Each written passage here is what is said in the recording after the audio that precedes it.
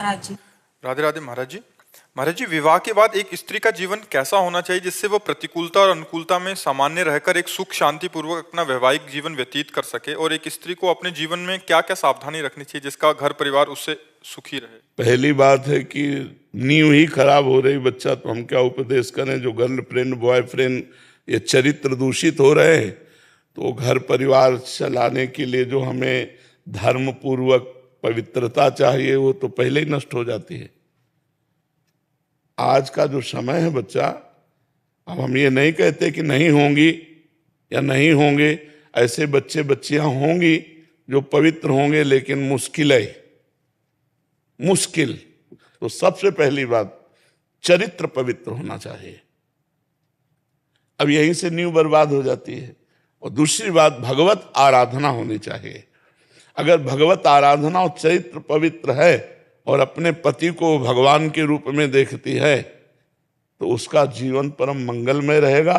क्योंकि अपने भगवान की जैसे प्रसन्नता के लिए हम चराचर जगत की सेवा करते हैं, ऐसे भगवान पति उनकी प्रसन्नता के लिए सास ससुर की सेवा, उनके भाई की सेवा, उनकी बहन की सेवा, नम्रता पूर्वक धैर्य पूर्वक रहना, वचन विचार करके बोलना और भगवान नाम स्मरण करते रहना, जिससे हर प्रतिकूलता को सहने की सामर्थ्य आ जाए। अपने पति के सिवा उत्तम के बस असमन माही, सपने हूं आन पुरुष जग नाही। स्वप्न में भी कोई और पुरुष भी है ऐसी भावना ही ना हो, केवल पुरुष भाव अपने पति में ही हो। फिर मध्यम परपति देखे कैसे, भ्राता पिता पुत्र निज जैसे। जो दूसरी कोटि की पतिव्रता है वो समान वाले को भाई, बड़े वाले को पिता, छोटे वाले को पुत्र के समान कभी पुरुष रूप में काम भाव से वो देख ही नहीं सकती है। तो अपने को चाहिए कि हम हमारे यही जवान रुक जाती है कि जब नींव ही खराब है तो क्या उपदेश करे। कोई विरला ही ऐसा होगा जो अपने चरित्र को बचावे। हमको एक सिद्धांत सुनाया गया था कि धन नष्ट हुआ तो कुछ नहीं नष्ट हुआ, स्वास्थ्य नष्ट हुआ तो कुछ नष्ट हुआ, और चरित्र नष्ट हुआ तो सब कुछ नष्ट हो गया है। अब उल्टा है, तो चरित्रवान ही चाहे पुरुष हो चाहे स्त्री हो वही सदगृहस्थ है। जो चरित्रवान है, जिसका चरित्र पवित्र है और सदग्रंथों का स्वाध्याय करे, जैसे रामचरितमानस है, भागवत है, अपने घर में बैठ करके 10-20 मिनट 30 मिनट कुछ कीर्तन करे, ठाकुर जी की आरती पूजा करे, परिवार की सेवा करे, पति की सेवा प्रधानता रखे, ठाकुर जी की दूसरे नंबर में, ठाकुर जी की सेवा दूसरे नंबर में, गृहस्थ जो सदगृहस्थ पत्नी है उसको रखे। अब उसको ऑफिस जाना है, अब ठाकुर जी की आप आरती कर तो रख दो आरती, पहले उसकी रसोई बनाओ, टिफिन लगाओ, उसको पवाओ, उसको जाने दो, फिर बाद में पर्दा खोलो और एकांत में ठाकुर जी की आराधना करो, नाम जप करो।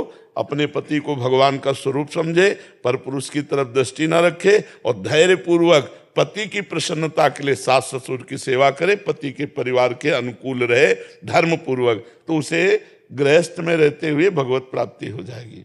जो अपने पति को भगवान समझती है वो त्रिकालज्ञ हो जाती है, त्रिकालज्ञ हो जाती है। महाभारत में प्रसंग आया, एक कश्यप नाम के ऋषि थे, वो तपस्या कर रहे थे, तो एक पेड़ में बगुली आके बैठी, ऊपर बीट कर दिया, तो उन्होंने गुस्सा से देखा वो भस्म हो गई। उनको लगा हम बड़े सिद्ध हो गए, तो एक घर में भिक्षा मांगने के लिए गए, भिक्षाम दे, तो एक देवी निकली, पतिव्रता थी। उन्होंने कहा महाराज कुछ मिनट ठहरो, अभी मैं आई। और उधर दूसरे दरवाजे से उसके पति आ गए, तो पति की अगवानी की, चरण पखारे, बैठाला, थोड़ा जल पिलाया, फिर कहा भगवान आपके घर में संत आए हुए हैं तो उनको हम भिक्षा दे आए। उनका अवश्य अवश्य। तो कुछ फल मूल आदि लेकर के गई, तो नाराज हो गए, इतना विलंब कैसे कर दिया। तो महाराज हमारे पति आए थे, उनके स्वागत में, उनके सम्मान में विलंब हो गया। तो उनका तुम मुझे ऐसे वैसे समझते हो क्या कि हम दरवाजे पर इतनी देर से। बोले महाराज गुस्सा मत हो, हम वो पेड़ की बगुली नहीं है कि तुम ऐसे देखोगे भस्म हो जाएंगे। वो कश्यप जी कांप गए कि ये बात एकांत की, हमारे सिवा और कौन जानता है। तो बोले देवी तुम कैसे जान गए? बोले अपने पति की सेवा के प्रभाव से मैं त्रिकालज्ञ हूं, भूत भविष्य वर्तमान तीनों काल का ज्ञान है। पति की सेवा से अनुसुईया जी ने भगवान को 6-6 महीने के बालक बना दिए। 3 भगवान जो अपने ब्रह्मा विष्णु महेश गए, 6 पति की सेवा के प्रभाव से यमराज की भी बुद्धि को चक्कर में डाल दिया सावित्री जी ने।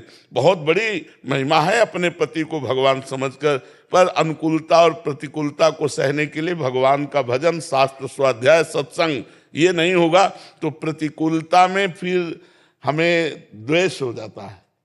अनुकूलता में तो राग होता है, प्रतिकूलता में द्वेष हो जाता है। राग द्वेष नहीं, प्यार होना चाहिए। प्रेम में देना ही देना है, लेने की भावना नहीं होती, सुख देने की भावना होती प्रेम में। तो अपने पति से प्रेम करे भगवत भाव से और नाम जप करे, सत्संग सुने, शास्त्र स्वाध्याय करे, बहुत बढ़िया सदगृहस्थी पार हो जाएगी और भगवान को प्राप्त हो जाएगा।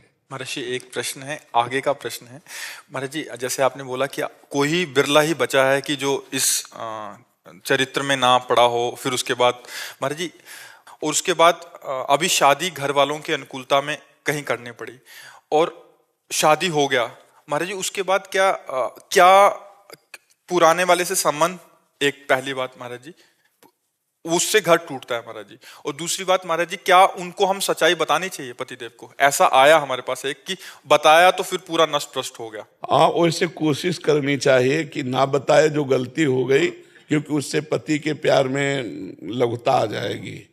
अपनी बात को, अपनी गलती को ना बतावे और आगे कभी भूल से गलती ना होने दे, क्योंकि महाराज जी जनरली ऐसा होता है। हाँ, जैसे आपका कोई मित्र रहा, आपसे गलत कदम उठ गए और अब आपकी शादी दूसरी जगह हुई तो भूल जाओ, मानो पूर्व जन्म की बात थी। आप गलती मत करना, नहीं तो परिवार जो है आपका, संबंध आपका जो है वो सब विच्छेद हो जाएगा। अगर आप ईमानदारी से पति से बता दिए तो उसका मन मलिन हो जाएगा, आपके प्रति अच्छे भाव नहीं रहेंगे।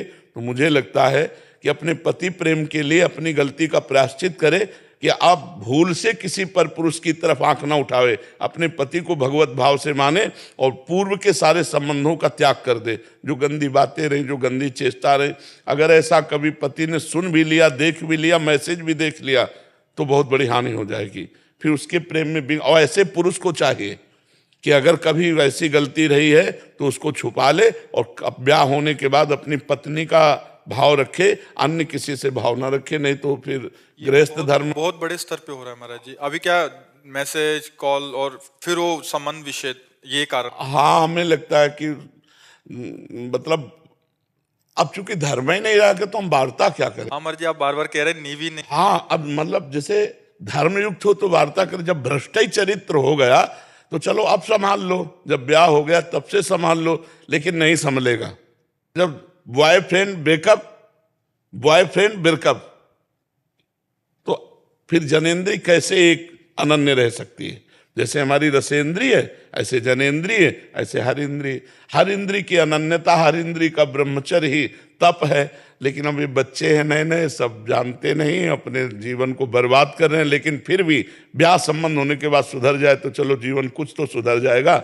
अपने पति को भगवान मानकर, अपनी पत्नी को अर्धांगिनी प्राण मान करके अन्य सब संबंधों का, जो गलत संबंध थे, उन भावों का, उन संबंधों का त्याग कर दे तो गृहस्थी सही ढंग से चल जाएगी।